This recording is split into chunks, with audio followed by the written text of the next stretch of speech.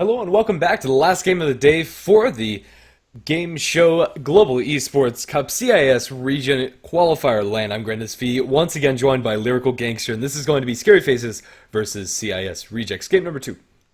Absolutely, and should be a great one. Super excited for this one. Ended up seeing some really great play last time around. Anti-Mage getting completely and totally ridiculously farmed on up. Not seeing a first-time ban out of here, and I think that this makes a decent amount of sense. If you do end up getting a first or second pick Anti-Mage, you can respond pretty consistently with that and be able to pressure it effectively throughout the course of a draft. I'm also really liking the Night Stalker ban out here. I feel like the off-lane Night Stalker as well as the Ogre Magi, who ended up roaming around the whole map, really were able to shut down that PA, and she wasn't able to get the amount of farm that she needed to be able to contest and accelerate her farm consistently throughout the rest of the course of the game, and Anti-Mage just got too far ahead. Invoker play was also really wonderful against a matchup that he probably shouldn't have done as well as he ended up doing. General was able to get a heck of a lot out of that lane against the TA, and all in all, I think that, you know, they're banning these heroes that really gave them a big trouble, and they were able to create enough space for that Anti-Mage to be able to go ham like he did. Yeah, I think you hit the nail on the head. It's not necessarily about that Anti-Mage, it's about the team around him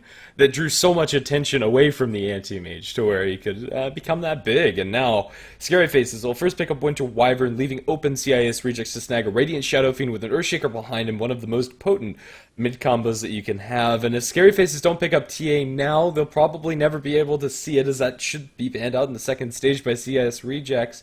But it's also not another one of those heroes that you want to necessarily pick up this early. And instead, they're going to snag a Darkseer for themselves and just stick to their guns and stick to what works generally pretty well. Although we saw Darkseer not having the greatest impact in the last game, I think the combination of Darkseer and Winter Wyvern is definitely strong enough to pick together as the first two for Scary Faces.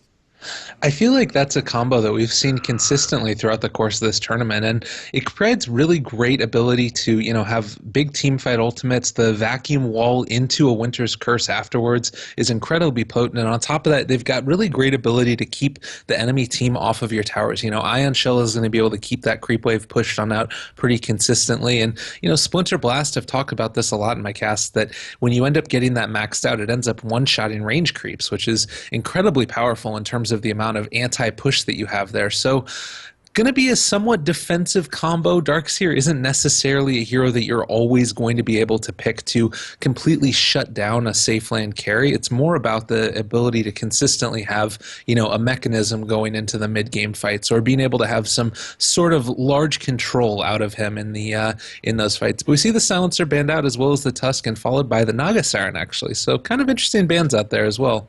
Yeah, Naga Siren and the Silencer, heroes that are very good at resetting after these big cooldown ultimates have been committed, like the Darkseer, Blinking Vacuum Wall, or the Winter Wyvern's Curse. And I think that's going to allow Scary Faces to try and fight for teamfight supremacy, and maybe they're looking to invest even further into that style of hero and pick up something mid that would also offer something in that regard. Maybe even a mag. Queen of Pain would have been a more likely candidate, but she's going to be banned out by CIS Rejects. Yeah, and I think that, you know, you mentioned it, that you sort of have to deal with this kind of combo here as well, that you want to be able to have somebody who can be really effective at taking team fights and being able to be that big presence like a Magnus. But of course, always the problem with that is that you end up running into potentially getting outlaned by the Shadow Fiend. So you sort of have to strike a little bit of a balance there. I feel like Wind Ranger might be a pretty good pickup potentially by Scary Faces. One of the few heroes that's left in the pool, or the TA that you mentioned earlier would be a really good pickup as well. But Clockwork going to be the choice by CIS Rejects, looking for that initiation. Yeah. One of the few offlaners that's left in the pool that's really of that top tier. He's going to give them a massive amount of initiation range combined with the Earthshaker's Fissure and with the Clockwork hookshot. They have a lot of ways to start these fights on their own terms. Although Clockwork getting a solo kill on Darkseer is hard because he's naturally tanky, getting a solo kill on Winter Wyvern's hard because she has so many defensive tools against the clock, the Arctic Burn to fly out of the cogs, and the Cold Embrace to get out is still a very potent tool at your own disposal. And I really do like that Windrunner pick that you're talking about earlier for Scary Faces here. It's something that they're more than comfortable playing, and probably one of the best heroes that could, in theory, do well against the SF, but it is always hard picking any mid hero into the SF Earthshaker combo. Yeah, and oftentimes I think that you do always end up running the problem with Earthshaker being able to fissure into a double raise as well, which can just be so much damage come out in a burst. And particularly if the Wind Ranger isn't actually cognizant of how much HP that she has at any given point in time, they actually go for a Bounty Hunter. Pretty cool pickup there. I'm a little bit surprised to see that one. But what I was saying about the Wind Ranger is that, she does actually have a pretty decent stat gain, but not crazy high base HP. So it's a little bit of a back and forth there. We'll see how this ends up playing out, but I think the Bounty Hunter, being able to potentially be that roaming around hero with the Darkseer already in the off lane, is going to be a decent answer to this Shadow Fiend Earthshaker combo. He's going to be able to spot out if a fissure is going to come a little bit early, and now we might have a little bit of sort of Sentry Ward wars going on in that mid lane early on. Yeah, Bounty is a very interesting pick here for me. He is going to be good in the laning stage against that Shadow Fiend Earthshaker that you're talking about, but he doesn't combo that well with Darkseer and Winter Wyvern to get guaranteed track kills. When you have a Bounty on your team, you want to have heroes like the Lina from last patch, although she was first banned out this game, that can just drop an ultimate, get an easy kill, or like Queen of Pain. Both of those are not options right now, and it doesn't feel like Scary Faces up until this point have worked around that, but maybe this Bounty is going to shake things up and change the flavor of Scary Faces draft in such a way that they can apply a lot of early aggression to CIS rejects. It's going to be interesting to see how they play around it. I, for one, think that Bounty Hunter is significantly weaker, but the second stage of picks is one where I'd like to see Bounty a little bit more. The Vision nerf in particular is really... it hits the hero so hard. One of the big things about having track was that you get shared vision of whoever you tracked, and with that shared vision, you pretty much have complete vision of the entire team fight. And we've already seen how important that is in the games that we've had from Agadam's Night Stalkers earlier today and earlier this week too. So let's see how Scary Faces are going to utilize this Bounty Hunter and how CIS rejects are going to react to that. Yeah, definitely. I think you're right that they don't necessarily have to react super aggressively with it. They do pick up the Dazzle now, so a couple of rather defensive supports. I will also mention that with the Bounty Hunter here, it makes sense that they ended up picking the Winter Wyvern to some extent because it means that they're going to be able to have that extra bit of sustain in lane for their safe lane carry, considering that Bounty's going to have to be roaming around. Now with the Dazzle pickup, it does sort of free up the Earthshaker a little bit to, stand on over there to the side as well. So three of the support players that usually end up... Oh my god, really? Okay, that's kind of a cool little combo there. And no real super strong pure damage coming out already from CIS Rejects. They have a good amount of lockdown with the Earthshaker and the Clockwork, but the other two picks sort of are lacking those stuns that they do need, and this could be a tough matchup here. Do you think something like a Wraith King or maybe a Sven might be a decent answer, or what are you thinking for... Well, for CIS Rejects to be able to deal with this? I don't know if they need that much to deal with the Huskar, I'll be honest. Right now, when you pick up a Huskar, what you want is a situation where there's not a lot of physical damage on the enemy's side, and where there's not a lot of disable on the enemy's side. And CIS Rejects have a Shadow Fiend that naturally just hits very hard, an Earthshaker that's going to be very disruptive, a Clockwork that's going to be very disruptive. So it's far from the ideal situation to have the Huskar, and you still have that opportunity to pick up that last pick for CIS Rejects that's going to be offering either a big amount of physical bursts like the ones that you're mentioning, or a Silver Edge candidate like a Slark for CIS Rejects could also be really good here. I don't think that Scary Faces have anything really to deal with a Slark pick here, although the Doom would have fit that role in just having the built-in break once you get that Aghanim Scepter up.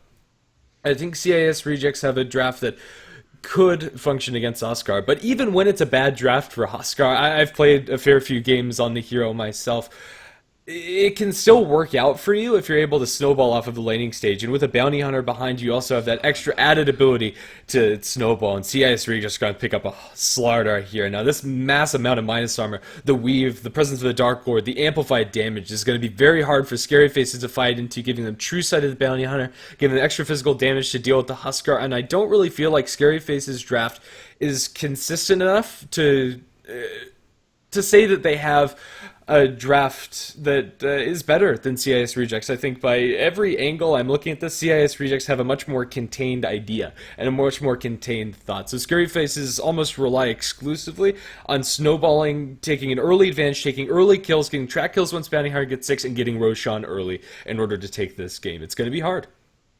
Yeah, definitely. It certainly is. And, I think that the Slardar answers questions that we weren't even bringing up. You know, the true sight that you mentioned on the bounty hunter there. It's such a great counter that they don't even necessarily have to have, but now that they have it, it's like, why not? We'll take that, of course. I'm wondering now also if this Huskar might be played in that mid role. It Occasionally should you be. do end up seeing that. You think that's going to be a mid Huskar here, yeah? Yeah, yeah. Very interesting. I'm curious to see how that ends up working out. I think it certainly can.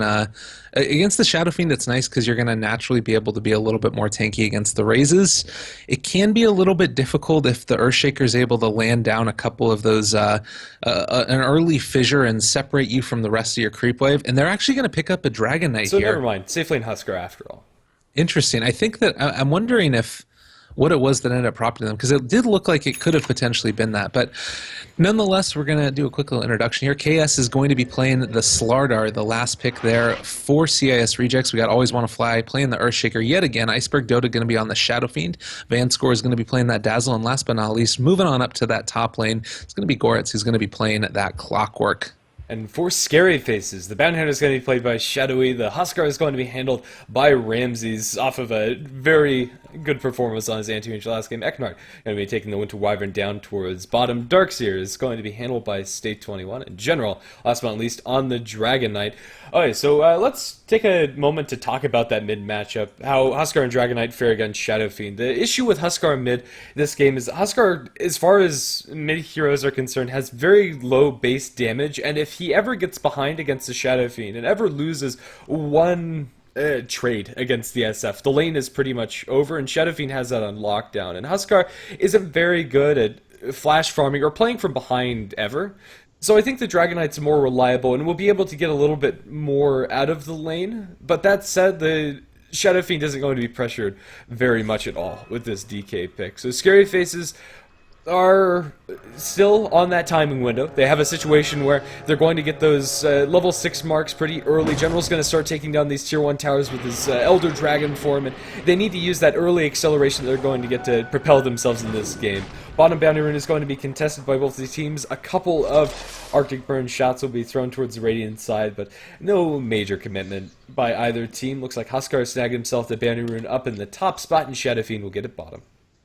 God, I just realized as well, you know what they're going to end up doing here is they've got the Bounty Hunter up there, Shadowy, with the Ion Shell on top of them if they want to run that combo, and it looks like that's what they're going to do.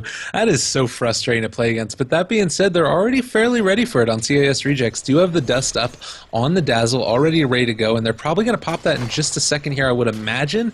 Potentially just going to keep them on back again. Crush is up on the Slardar, so this could be a little bit of a tough lane here considering there aren't any sentries, but should be able to catch him on out immediately, actually. Taking a lot of damage here is going to need to be careful, and next time he ends up moving too far forward, they might pop the Dust and just kill him there. Yeah, popping the Dust there doesn't guarantee the kill, and when you do pick up an early Dust, you want to ensure that if it doesn't kill the enemy team, gets you a major advantage whenever you use it. You have to be a little bit careful with that situation. Earthshaker going to bump into Shadowy here. This is not a fist fight that Bounty Hunter can win, but then again, it's also not a kill that Always Want to Fly can pick up. And Shadowy will keep on shadowing Always Want to Fly and keep tabs on where the Earthshaker is. And this is going to somewhat help out the mid lane situation. But now after spotting this Bounty Hunter, Shadowy is going to go into the enemy woods, blocks out that pole camp, or not the pole camp, but rather the large camp from the Shadow Fiend, so he's not going to have that farm acceleration that he's going to walk out. I really like that move coming up from the Bounty Hunter. One of Shadow Fiend's big ways to get an advantage over the enemy team is to get a quick level 7 and then to raise down some big stacks. Yeah, certainly, and they're going to be able to realize that this is going on in just a second. It is also worth noting that Earthshaker does have a sentry ward, so after he ends up trying to make this stack happen, he probably is going to be able to de-ward that. Meanwhile, up in the top lane, Goret's still getting chased down a little bit. This Arctic Burn just deals so much damage over time, and you see right there, Clockwork going down to 1/3 health after just one nuke of that, and very, very frustrating to play against. Clockwork is not necessarily going to have the best time in the world, but as this continues to go on, at a certain point in time, once Clockwork ends up picking up those boots, and no longer the Winter Wyvern is going to be able to try and push on out that lane, or sorry, put down that harass just completely and totally freely. Looking like they might be able to make something happen here mid, but they do have the sentry ward up, so they're going to know that the Bounty Hunter's hanging out here. Not really going to be able to get a whole lot here. And General doesn't have enough mana. His bottle hasn't come out to him on the courier again. So, yeah, that's not going to happen. But lucky enough for the Earthshaker, he has spotted out that ward placed down by the Bounty Hunter. And he's going to try to punch this one through. Won't aggro the creeps to do so. And now Always Want to Fly successfully regained that control over the stacks. Good awareness coming out from Always Want to Fly, knowing that his pull times and his stacking times were on the money and something fishy was going on. Either it was Bounty Hunter body blocking it or it was a ward. And, well, he found the latter. So everything is going to go back much the way it was. The biggest issue for CIS Rejects here is that Goretz isn't having a good time at all in the top lane. When you're against a Huskar Winter Wyvern, that sounds awful, as most off-laners. And between the Arctic Burn, between the Burning Spears, there's just way too much dot damage to sustain yourself convincingly. And he's going to be stuck at a very low level mark. That is definitely true, and it can be very, very frustrating to deal with. I will also mention, though, that at this point in time, Shadow Fiend is completely dominating this lane. You take a look, 18 and 11 versus the 9 and 2. It's absolutely ridiculous. They are also going to jump forward yet again on top of this Dragonite. Oh, potentially going to. Actually just going to be able to walk away with it. Maybe they're going to be able to turn this back around, able to get first blood on top of the Shadow Fiend. How did he not get a kill there? Vanscore not able to come on over in time with the Grave, and unfortunately, it looks like Dragonite's just going to be able to walk away. How did the Courier not die there? I don't know. I think they just made the decision, like, if we hit this Courier, our Dragonite dies first, we give away first blood. It's better to get first blood on the SF than it is to pick up the Courier.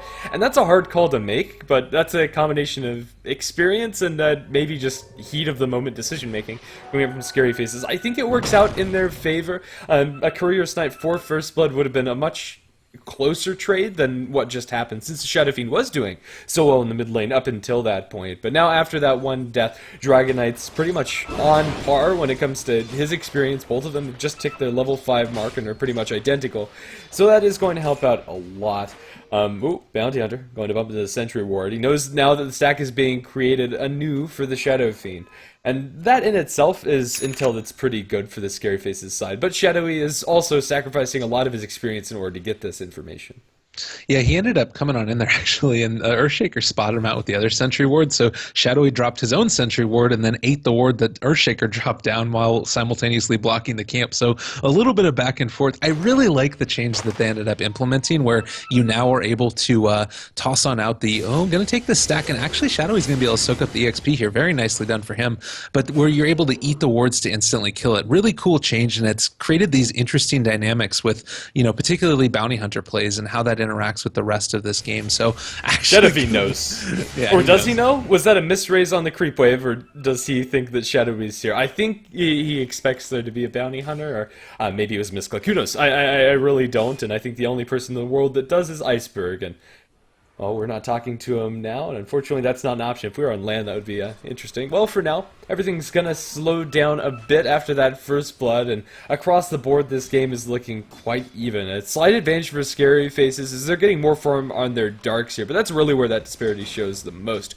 General now pops his Elder Dragon form for the first time in this game, but it looks like this isn't going to put very much pressure at all on the tower. General will try to get one auto attack through, and he might succeed in doing that, but with 2 raises, Shadow Fiend will be able to take down this creep wave low. Dragon Tail going to be killed by General and will trade pretty effectively with damage, but now he has an Earthshaker, a hasted Earthshaker at that, coming in from the sideline. Fisher's going to miss. General's still trading well, misses his Breathe Fire, and just like that, I'm not sure if anybody's going to die. Iceberg has a Shallow Grave, going to turn around onto General, drops the Dragon Tail. Iceberg's going to die to the tick damage, if nothing else. As soon as the Grave expires, both the mid laners going to die. Hasted Earthshaker going to chase forward for Eknard. Enchant Totem Smack is going to get him killed as Shadowy makes his way out towards the left. What a mess of an exchange. If that Breathe Fire connects, that could have gone very well for the Dragonite. If that raise, or if that Fissure connects and the follow-up raise, could have gone really well for CIS Rejects, but in the end, I think a 1-for-1 trade plus the support on top will mean that a slight advantage for CIS Rejects, but nothing too major.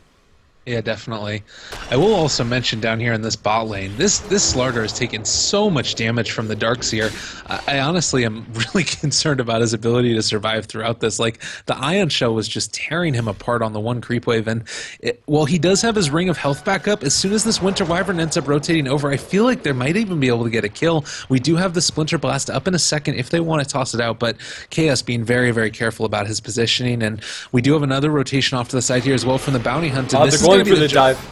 They'll be able to catch out KS here. They have the ward vision. They know there's no supports there, but Stay 21's going to take a lot of damage as he's amplified and tanking tower shots, but that is going to be a successful kill onto the Slider. The reason why they didn't go for that before was because they didn't know where the supports were, but as soon as they place down this ward behind the tower, they know Slider's alone, they know they're safe to dive, and they know they can get that kill, and now are going to put a lot of pressure on advanced score. He has the shallow grave, but no TP, and he can't even get the shallow grave off. That burst damage from Shuriken, I underestimated it for one, and with 2 points in, Shadowy is going to be able to secure yet another kill for the team, and now they're starting to accelerate themselves towards that window where Scary Faces can start grouping up and start taking down those towers and start taking objectives. They have a team that's very momentum based, and right now they are getting that momentum.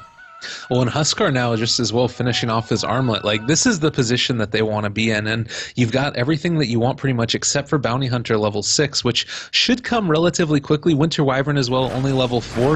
I think probably they're going to be able to get that as they push on out this mid lane yet again, but Shadow Fiend again. Oh, that's a hit on top of Iceberg, but the Fissure turnaround, one more raise might be enough to get the kill. Are they going to be able to make it happen? Oh, General Wand Charge going to be enough to keep him alive there, and probably could have been saved as well by the Cold Embrace coming out from the Winter Wyvern if they were really concerned about him going down there. Nicely done. He tried to get the initiation off. It is going to deal a good amount of damage to Iceberg Dota here, but he's just going to Bottle Crow again and should be fine to heal back on up to full. Is going to finish off a one charge of his own. And, you know, I think that as this game goes on a little bit longer, we just need to see how well Scary Faces is able to make this timing attack work here. And Always Want to Fly is going to be able to spot on out. State there, 21 gets hit. No crush this time around. They are going to spot on out the... Oh my god, Bounty Hunter actually going down here. Well done. Earthshaker ends up getting the last hit, and it's going to secure him a little bit more towards his getting his items. Bounty Hunter, as far as heroes are concerned, has a good amount of base armor. That's a 7 base armor hero. It's incredible to see that mass amount of physical damage. The Amplify synergizing really well with that 3 points up in the heal from the Dazzle. He popped. There wasn't another way to put it, and that's only with 3 minus armor. And the rest of the heroes from Scary Faces are no real exception here, although the Darkshear's going to work towards him. Mech, the Dragon Knight, does get a little bit of extra from that Dragon Blood, and it is going to help. When there's this amount of minus armor, when we see the synergies start coming to bear, that's huge. Up towards top, Quartz is getting dope. Huskar can get this kill easily by himself, has a little bit of help with from Eknart with, yeah, just a little bit they'll be able to secure that. Now Huskar has himself the Morbid Mask as well as the Armlet of Mortician. They could probably go into Roshan now if they smoke the Huskar there, but CIS Rejects might know, and especially with the Clockwork and the 18, I don't think they're going to make that play. Yeah, they did end up getting level 6 up on the Clockwork, so that's a little bit of a silver lining there. Didn't end up completely and totally using that to full effect. Shadowy is going to spot out the Shadow Fiend here. Going to get a Courier Snipe one time. There it is. No load on it, but is certainly going to be able to secure that one. Oh, God, and no hook shot up on the Clockwork either. There's the Dust, though. He's going to end up getting caught out here, and I feel like this is going to be a very solid kill. Shadow Fiend able to pick that one off. Courier Snipe for the Shadow Fiend. This is the point where if you were in an all-puck in the pub, then you would call, was it worth it? Was it worth it? Baited, and all that good stuff. But not gonna have that happen this time around. Iceberg Dota looking strong though, 1,000 gold in the bank. If we look at the gold that CIS Rejects got from that Bounty Hunter kill, it's going to be a 507 gold swing towards their side, 150 lost by the bounty. So I think we can call that worth it if Scary Faces can use that gold effectively on the Darkseer, Dragon Knight, and Huskar, since CIS Rejects are very Shadow Fiend heavy when it comes to that kill. Well, we'll just have to wait and see. Down towards bottom lane. The Cold Embrace is going to help out State 21 a little while longer as he tries to survive through this. Chaos does not have another crush for 3 seconds, and they're going to lose their Clockwork to the Bounty Hunter. State 21 is going to get healed down by the Dazzle. Van Score is tracked up, and so is KS, and now it's Scary Face's turn to dive under this tower. Armlet's up for the Huskar. He has not a fear in the world, although maybe he should. That is going to do quite a lot of damage. Now with the Armlet toggled on, he's going to go for that Slaughter kill. Now going for Van Score, has the vision for it, and this should be a very easy kill, and Always Want to Fly. Cold Embrace there, whether necessary or not, is going to mean that the Huskar is under no duress, and Scary Faces will find themselves with a big swing in their favor, not only with just the raw numbers, a 2-for-4 exchange, but track gold on top of that.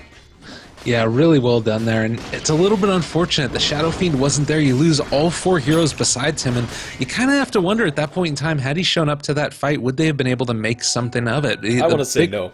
Yeah, probably not. He probably just would have ended up dying with them, but definitely a little bit frustrating. Want to be able to avoid those fights as much as possible, and they've just got such a pick-off-oriented group now. Like, they can group up together if they want to and keep accelerating into this farm. They have a double damage Huskar. They're going Roshan now, so Scary Faces will keep up this momentum. Huskar can do this by himself, but with the medallion on the bounty hunter, it gets all much easier.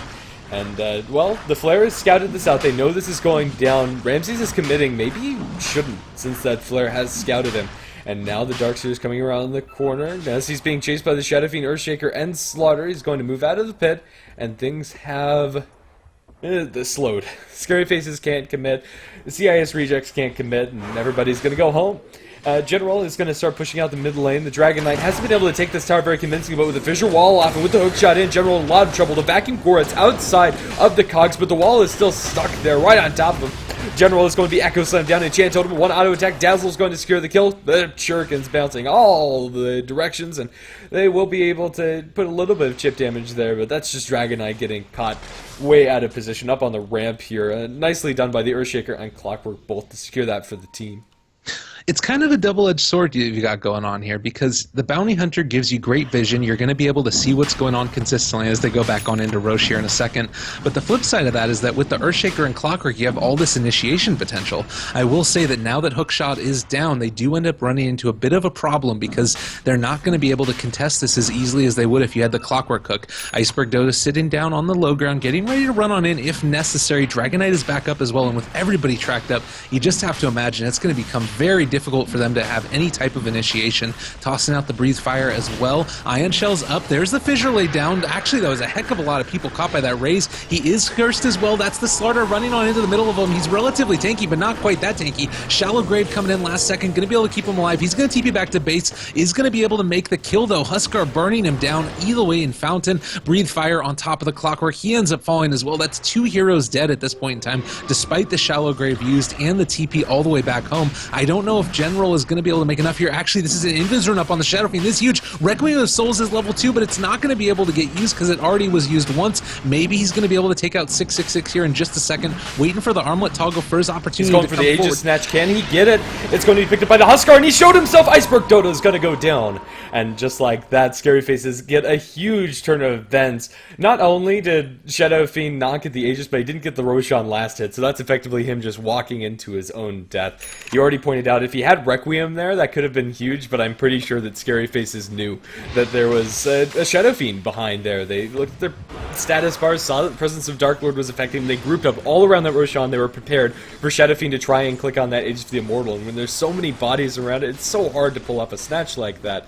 And so that's going to be Scary Faces getting so much momentum, and they have a team that can roll with this. 7-12, they're doing very well for themselves, but the issue arises should they start losing a couple of these fights. And CIS rejects do have heroes that very well could turn around some of these fights, so don't count anybody out of this yet. The big problem is that they don't have the Blink Daggers up yet. You know, Slaughter doesn't have his. He can't really get on in there. Slaughter is actually crazy underfarmed right now. Doesn't even have a Vanguard at this point in time. That is a Blink Dagger up on the Dragon Knight, but that's just going to make it all the harder. And the only real reliable form of initiation they have is the Clockwork, which is currently on a 70-second cooldown. So, you know, Scary Faces is going to want to fight more than once every 70 seconds, and they're going to be able to take these fights as well. So there's the jump forward. Now they're just going to back on up now, and maybe going to opt to try and push the tier 2 tower yet again. I think they want to reinitiate here. They get the Blink Dagger delivered to the Dragon Knight, and it looks like they want to go. They have vision on the Slaughter. They're going to jump in under the tower. Ramses has the Aegis, and although he might die here, he has a team behind him. They're going to get the hook shot into Shadowy. The Bounty Hunter is going to die to the battery assault. The Huskar is back up and running. Winter's Curse over and always want to fly as they get the Shallow Grave to save Iceberg. Iceberg channeling the Requiem. They have an Echo Slam. They have Enchant Totem. They'll kill off the Dragon Knight.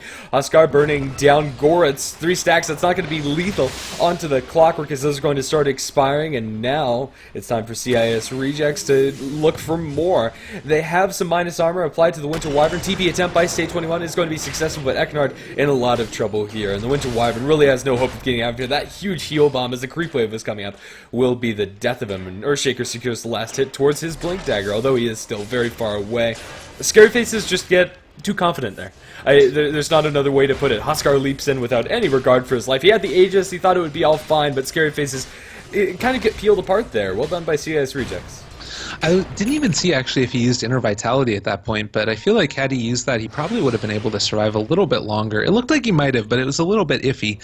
It also looks like Shadow Fiend here is going to be going for the Sanjin Yasha build, considering that they haven't actually picked up a mechanism. I'm a little bit surprised by this, but I feel like they do need to really rely upon the Shadow Fiend to be able to tank up a little bit and become a little bit stronger. Yeah. Like, normally if you want to go for that mechanism, it becomes really difficult to have any real strong presence. And with the Sanjin Yasha, all of a sudden, the Shadow Fiend is able to become a competent fighter in his own right. Normally, I feel like if you want to go for the mech, that's so that way you're able to function sort of effectively as a whole team, and they don't really have the farm on the safe lane carry right now to be able to justify not going for another damage item here. It goes back to what you were saying before. This Slider is incredibly underfarmed, and he still is. Right now, he's looking more like an off-lane Slider than a safe-lane farmer on Chaos, but he is going to have that Blink Dagger after this creep wave is done. So Slider is going to come online, be able to contribute inside these fights, and let the Shadow Fiend do the damage. And right now he's doing double. He has the DD rune on Iceberg, is going to use that to put some pressure on the tier 1, but all while that's happening,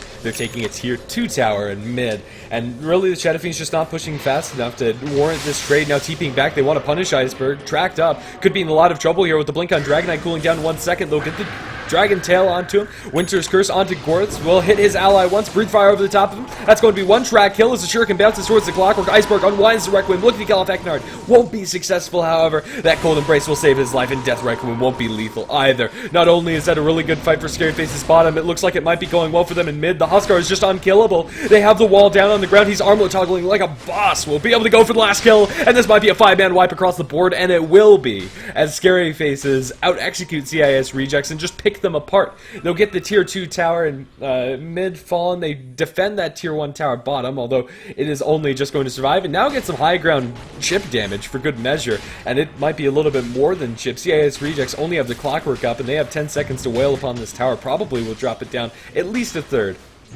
God, that's so frustrating to have to play against, honestly. And, you know, down here in the bottom lane, General's going to be able to push out the bot lane as well towards this tier 2 tower, get some good damage there as well. And, like, you don't want to have to buy back on any of these heroes, but now on top of that, you've got the entire Dire team just going to be able to farm out your jungle. So you either lose out economically because you have to buy back and try and force a fight, or you lose out because you end up being able to lose your entire jungle the entire course of this engagement here. It's just a complete and total lose-lose. And like you said it, out-executing. They were able to move on back, bring back the exact number of heroes that they needed to be able to kill that Shadow Fiend as well as the Clockwork, while simultaneously the Huskar was able to armlet toggle and, you know, use all of his spells effectively, life breaking there at the end to take on out the last hero. And all in all, it's just, they've been doing a great job this whole series of making the correct decisions consistently, and now with the plate mail up on the Huskar, you're kind of feeling like you might be going for an AC here, and what's to stop him?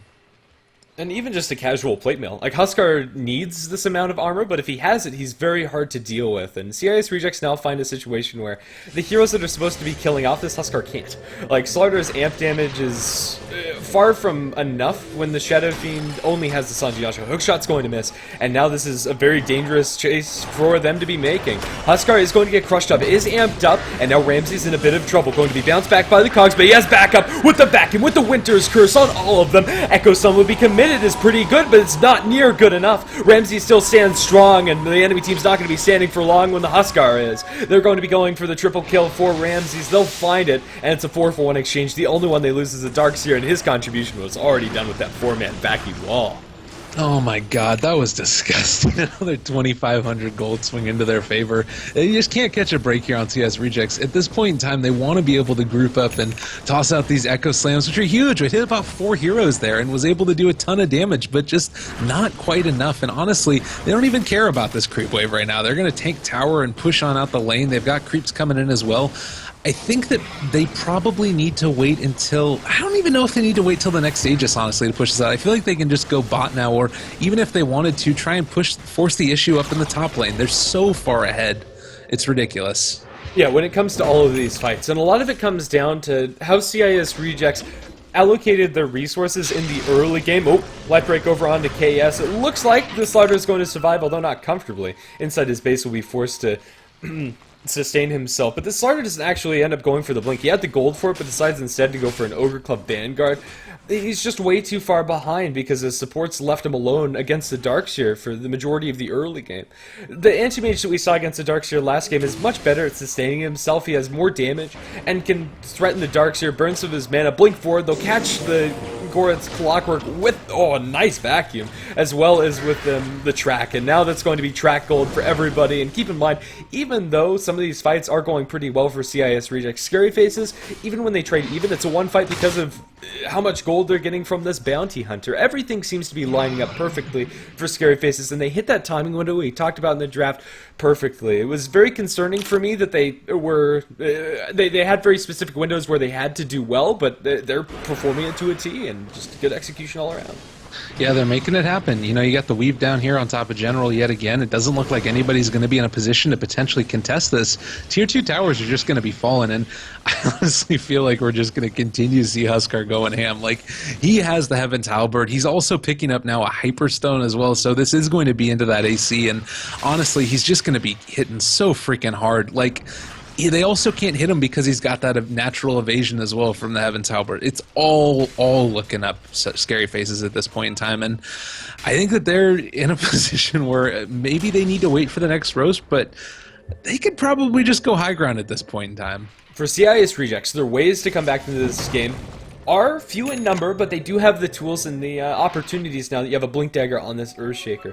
Defending a high ground push and fighting inside the Roshan pit is a definite option for CIS Rejects. They have really good AoE follow-up should they catch out a good Echo Slam. You have the Blink Crusher, not the Blink Crush, I need to correct myself, I'm so used to seeing Sliders with Blinks, but the Crush to follow up afterwards if he's able to slither in his way with that phased movement from Sprint, and also just the Clockwork Initiation too. They have good heroes when it comes to defending in those close quarters, and they probably still could pull it out. Scary Faces heroes, although when they're ahead, are absolutely terrifying.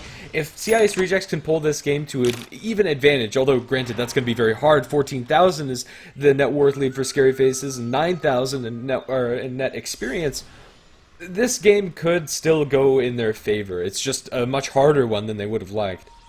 Certainly, and I mean, we talked about it earlier on today as well, that there was a Spectre game a little while ago where the Spectre was crazy far behind, ended up being able to come on back and get the Radiance. That being said, there isn't as clear of a path in terms of item builds that really end up making this win for CIS Rejects. Like, the Shadow Fiend, I think, still can become that crazy ball of death. Particularly, I think what they're going to need is a big Requiem to be able to land down on top of all of these heroes.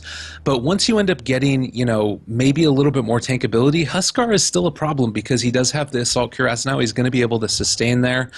I do think, like you said, that there's the ability to come back. It's going to need to come on the back of really solidly executed team fights, good decision making, and just consistent farming as well. Which is they're sort of making that happen right now, and hopefully they're going to be able to trade on out of tier 2 here for the Roshan, because they're not really in a position to defend it. The minus armor on Roche between the Solar Crest, even at half capacity as it was last patch, they had the Assault Cuirass on top of it, and this Roche is melting. So getting that tier 2 is going to be difficult. They don't even get to the tier 2 before Roshan falls, and this is for sure defendable by Scary Faces. The margin for error for CIS Rejects is incredibly small, and Always Wanna Fly is going to TP back to base. He's going to survive, but Clockwork, maybe not so lucky. Gorath walks right into an Invis Bounty Hunter, and this is a dead clock. Another track kill for their team. Let's see how many they can get in range before they kill him off, and that hookshot just gave Huskar a little bit of extra gold is pretty much all it did. Yeah, a little bit unfortunate there. It does look like we're going to have the Shadow Fiend try and TP away as well. No Winter's Curse going to be able to catch them on out here, but BKB up on Shadow Fiend. It is a pretty solid pickup now. They're going to be able to at least survive a little bit more of that damage, get away from the burning that comes from the Huskar. All of these things are pretty solid, but again, they're a little bit spread out right now, actually. Scary Faces need to be careful here. They want to be able to be aggressive, but this might be a little bit too aggressive right now for Huskar if they're able to catch him out here. Well, we'll see if they're going to be able to make it happen. That's the weave on top of them as well. And even though they do lose their Clockwork, they also trade for that tier 2 tower, so they at least get something in exchange for that track kill. Earthshaker's going to get a tower destruction down towards bottom lane, gets that tier 1 tower off of the table, and has TP in 8 seconds, so can beat here with a level 1 Echo Slam, and could very well set up this fight. But right now you have a Dragonite in the north, a Huskar on the south, and in the end that just equals a dead tower. CIS Rejects don't have any clear opportunities where they can jump in and find kills. Clockwork, should he isolate anybody, is just going to be mauled by a massive amount of heroes. He'll go for the hookshot in, but the Dragon Tail, as he's in transit, is going to catch him out. 4-man vacuum wall, Winter's Curse combination going to eviscerate Vanscore. They're going to look for Iceberg, Dota, BKB or not. The Huskar really doesn't care. Even without the Burning Spear's damage, is still doing more than enough physical DPS to bring down that extra hero. And right now, the only buyback that's there is on the Earthshaker. And what does that matter without Echo Slam? Slaughter is against the world, and they're just going to go for the end. They're going to try for the tier 4 towers, why not? The Assault Cuirass is up, and it looks like CS Rejects just don't have a lot in the tank. They're going to buy back on this Earthshaker, try and defend.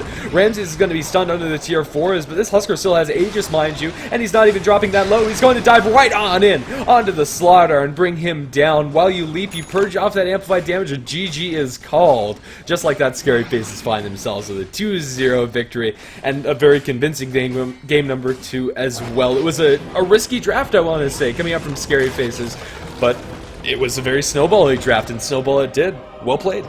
Absolutely, really well played there. Like what I'm seeing out of Scary Faces. And you know what? CIS Rejects, one of the very strong teams in this tournament. Being able to take them down convincingly definitely sets up Scary Faces for a solid group stage. And you know what? We're looking forward to seeing how the rest of this plays out over the next couple of days.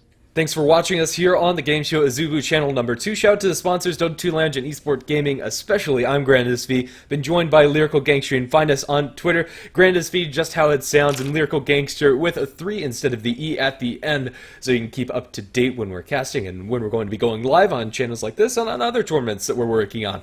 And, well, that's going to round us out for the day. It's been a pretty long day, but also a good day of Dota. A lot of very entertaining games, and you can find those VODs uploaded to youtube.com/HeflaMoke if you are interested in watching these and other games from the Game Show CIS region LAN as well. And that'll round us out. Thanks for tuning in, and that'll be Grandis V and Lyrical Gangster signing out. GG, well played to both of the teams.